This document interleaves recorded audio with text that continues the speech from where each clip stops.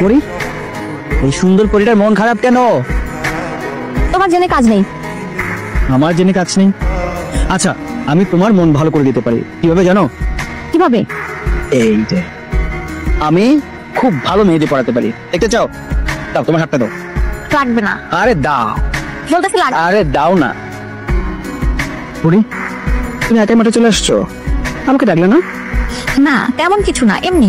পরি, দেখো সূর্য ডুবে যায়, পাখিরা ঘরে ফিরে। কি দারুণ না বিষয়টা? দারুণ ব্যাপার, তবে মানুষের বেলায় ব্যাপারটা অতটাও দারুণ না। তোমার এমন কেন মনে হলো?